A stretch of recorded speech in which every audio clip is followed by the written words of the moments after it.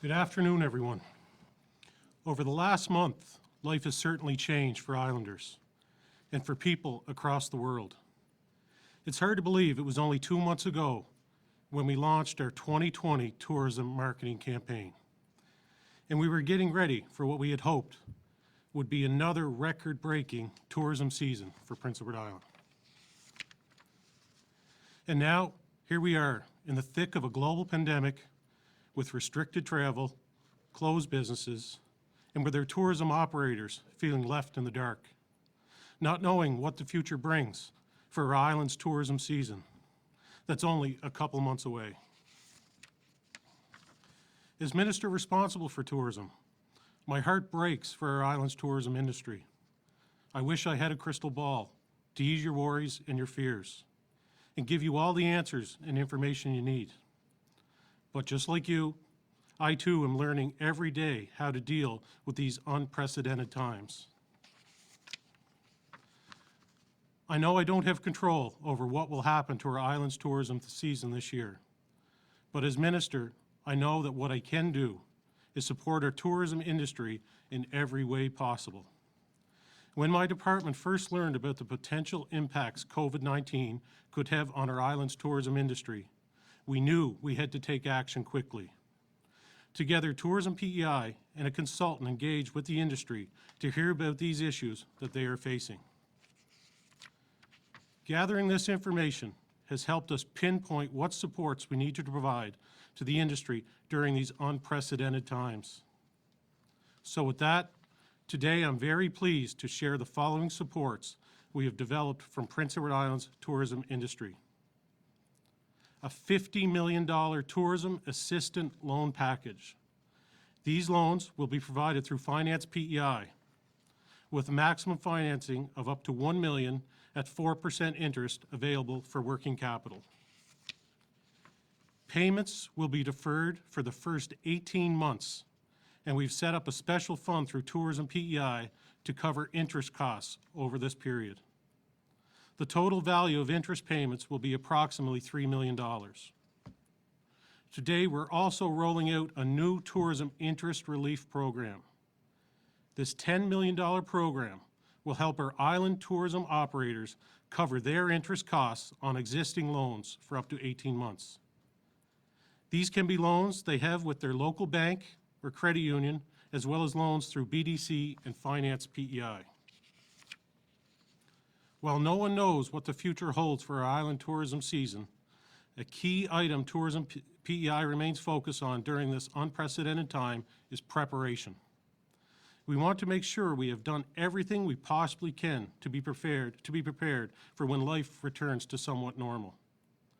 So with that, we are investing an additional $1 million into marketing and research so that when we can begin to market Prince Edward Island as a destination for travelers, whenever that time comes, we'll be ready.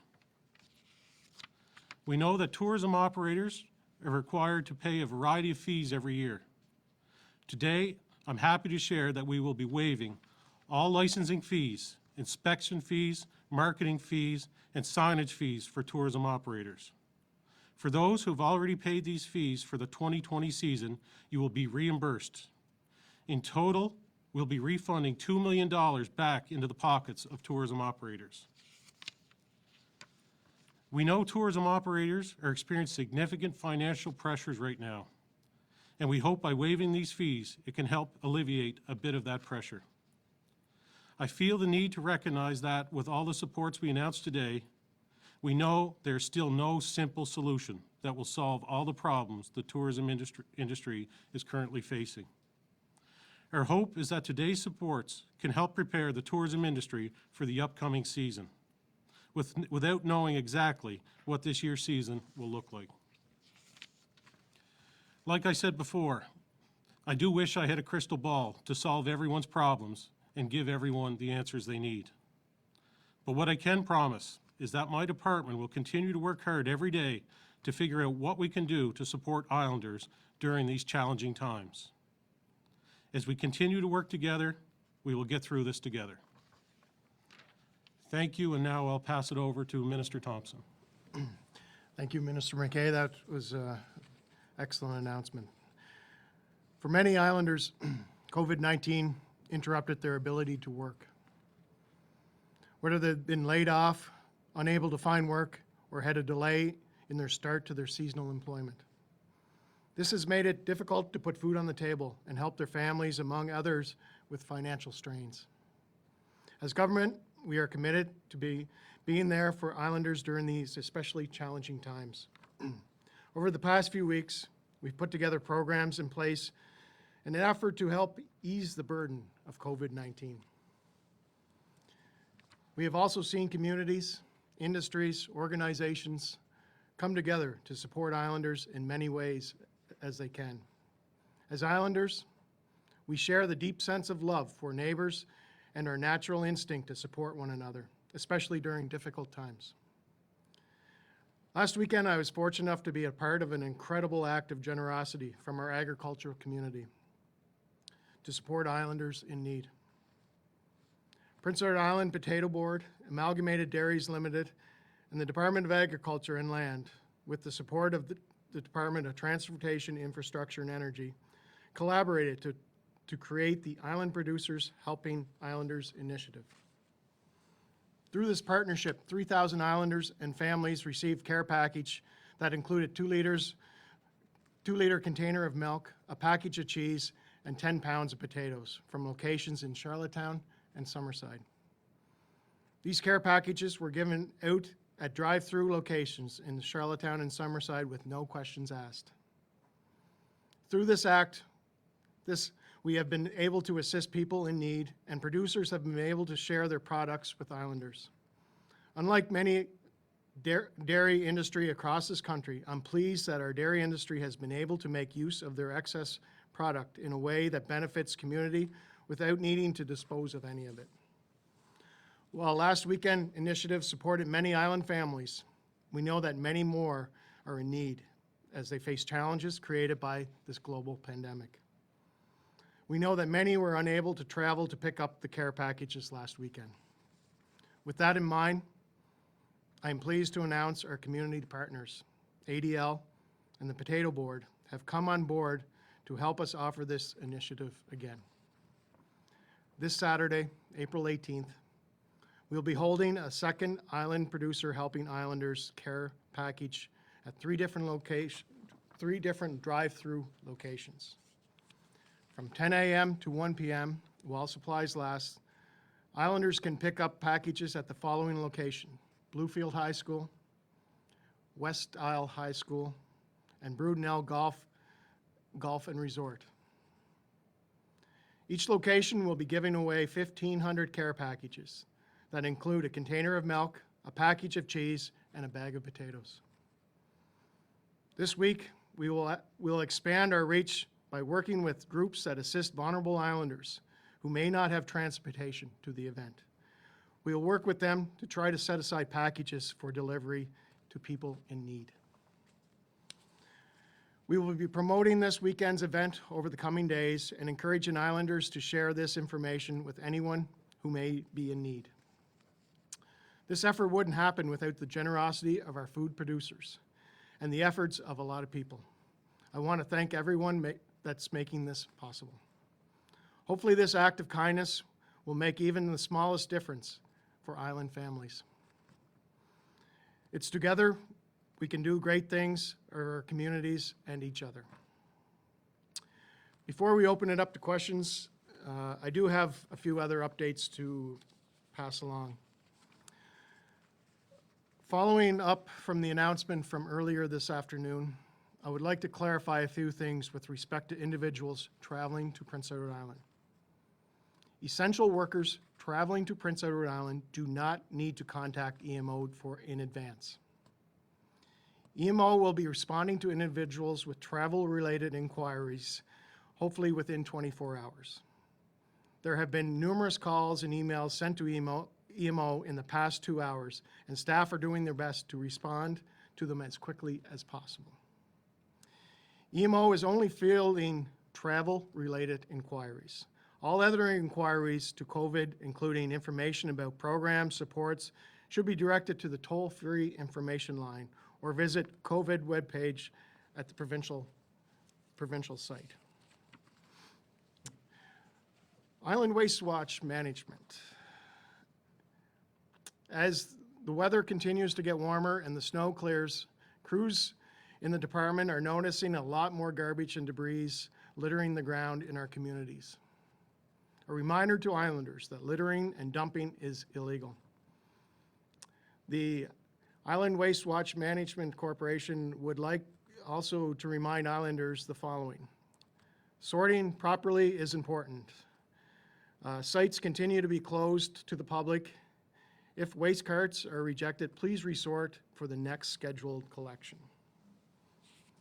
Please include two additional bags with black carts, please include only two additional bags with black cart collection as per normal guidelines. Waste volumes continue to be high as Islanders are using it for spring cleaning time. As per usual, the driver collect waste in your cart plus 2 bags or old garbage cans. Blue bag collection is on schedule, but free drop-off on Saturdays have been eliminated until further notice. Let's work together to keep our island clean and safe. Another update, reminder of fires in the province. A fire closure order issued under the Fire Prevention Act prohibits open fires in Prince Edward Island. The ban on outdoor burning is in place to keep volunteer and government firefighters safe. Almost all of our wildland fires on Prince Edward Island are a result of fires that have escaped from controlled burn. While firefighters are essential and are ready to respond to fires if needed, it is good practice to limit their exposure. The majority of other Canadian jurisdictions have also implemented the ban on outdoor burning for the spring period. This ban includes recreational campfires. Only exception in fires is contained in a fire pit and exclosure equipped with a spark arrestor or chimney with a spark arrestor. The ban is also suspends burning permits issued by the Department of Environment, Water and Climate Change and the Fire Marshal's Office. If you see an open fire, please call 911. We will now open the floor for questions to the media. Sam Yerk, CBC. Hi there. I think my question would be for Minister Thompson. How are people without cars going to get free milk and cheese who are walking, who don't have transportation out in Bluefield and et cetera? So we're working with community groups and special groups to help the vulnerable people that don't have transportation. They can do early pickup. We're going to do early pickup for deliveries at 8 a.m. At all 3 locations. So we're working, this will be announced over the next few days, numbers that you can call maybe to have a package delivered if you're in that area and need deliveries. Okay, thank you very much. You're welcome. Nicole Williams, CBC. Hi there. My first question is for Minister MacKay. At what point what have you been hearing from tourism operators? This is quite a large sum of money, and I know some are frustrated by loan programs, especially because it means that they'll just have to come up with the money after the fact. So I'm wondering if you ever considered just funding tourism operators. And I'm wondering if you also felt caught off guard by the severity of the impact to tourism. Thanks, Nicole. Good question. So over the last 4 weeks, we've been dealing with a lot of tourism operators in industry, and we've heard all different scenarios. And there's a fear for sure because it's the unknown. We don't know how long this is going to last and what impact it's going to have, but we know there is going to be an impact. So what we've done is I feel that tourism is probably one of the biggest industries that is going to be impacted by this. We have our 3 major industries, but tourism is we're close to tourism season now, and it's the unknown. So what we done, we listened to as much advice as industry could give us, and this was where a lot of their input come into. We certainly looked at what we could do financially as without loans and grants and so forth, and the money it would be significant to the point where we couldn't absorb it. It would put us in financial strain. So the big thing I heard from them is they need time, and that's where this 18 months comes into effect, because we know it's not only going to be this season, but it's going to be partly into next season. So we want to defer with interest and payments as long as we could, and from industry, that's where the 18 months come from. Thank you. And my next question is for Minister Thompson. We know that islanders can be fined for not listening to public health or not following public health orders, but I'm wondering if under this state of emergency, if there are any additional consequences for people. I'm wondering if the province has the power now to arrest people if they don't comply. Yes, they can be charged, and there is forms of fines, but it's more the authority to lay charges.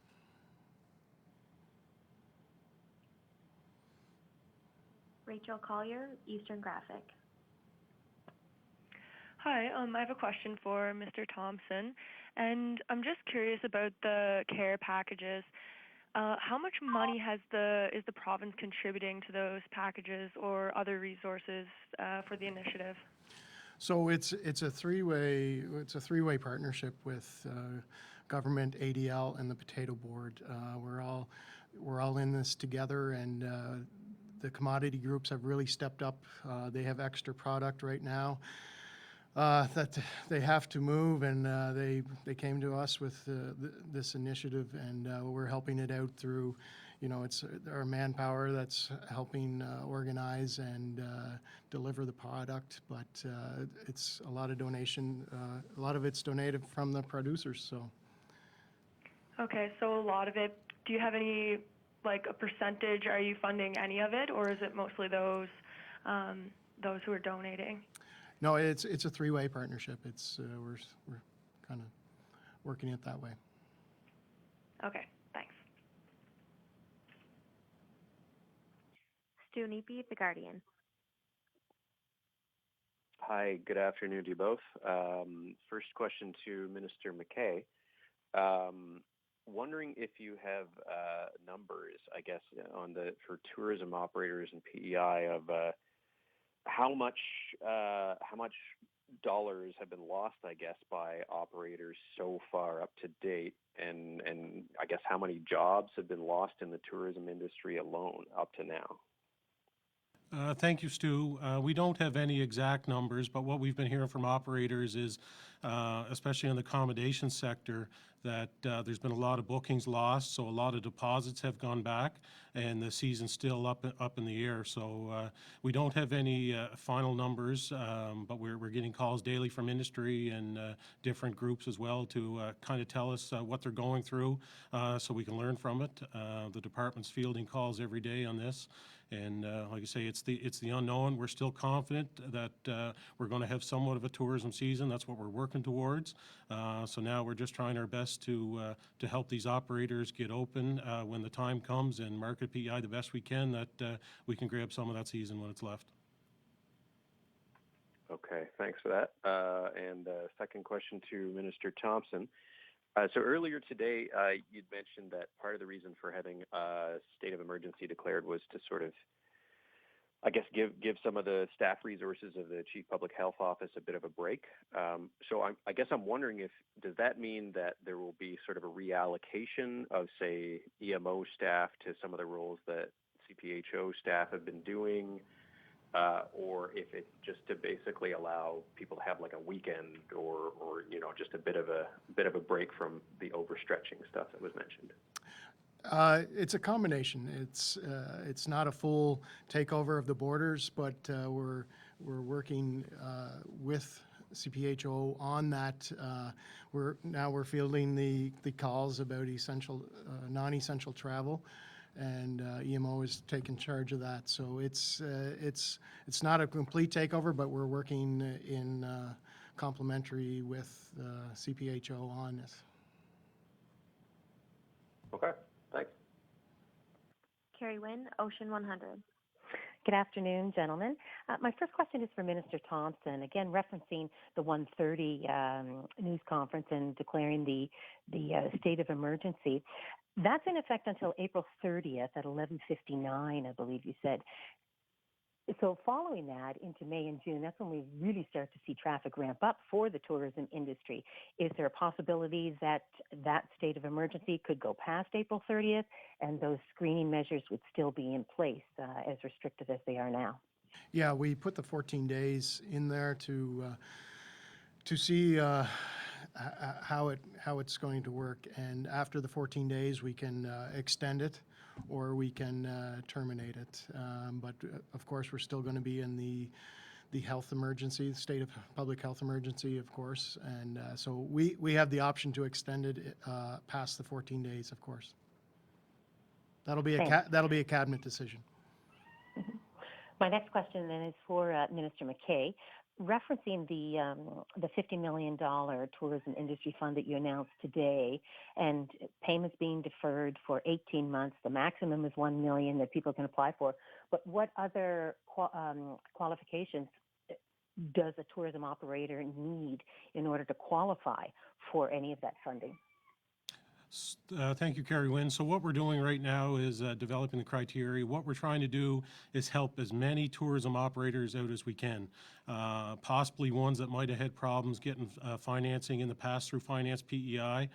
We're trying to develop all businesses that would be affected on the tourism side of it that would have an impact. We're being creative behind the scenes. So I think over the coming days when the calls start coming in and we see what we're dealing with, but the main thing is we're trying to help as many of these tourism operators as we absolutely can at this time. Thank you. Laurent Lavoie. Yes, good afternoon. I have a question for Minister MacKay. Can you tell me a little bit more about the $1 million research fund? Is it to develop an ad, to an advertisement, to attract tourists later this year? What is it about exactly? So thank you for the question. So over the last 6 months, we've developing our marketing campaign. We were really looking forward to another record-setting year here in P.E.I. on the tourism side of it. So what we've done now, we've completely had to change our marketing approach. We're looking at ways that we can be creative, that we can focus on some of this tourism season. We feel that it's going to be more local, Atlantic Canada, as well as Prince Edward Island. So what we've done, we've taken that additional $1 million, and when the time comes that it looks like our season is ready to go, we'll be pushing marketing dollars out as quick as we can and try and get as much tourism traffic as we can in that window. And just to follow up on that, do you plan? Is the strategy to extend a little bit the season over?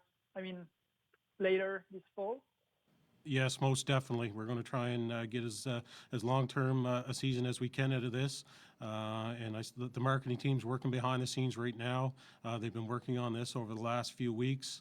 There's been a lot of discussions, consultations going out, and like I say, when some of the restrictions look like they're going to be lifted, then we're full steam ahead. Thank you. Julien, Radio-Canada. Hi, Ministers. A question for you, Minister MacKay. The CTMA just announced a couple of days ago that they will cancel the whole season for the ferry between Surrey and the Magdalene. My question after what you just announced about the funding, like the fact that there's no season and no ferry for Surrey, it's huge for the economic of Surrey.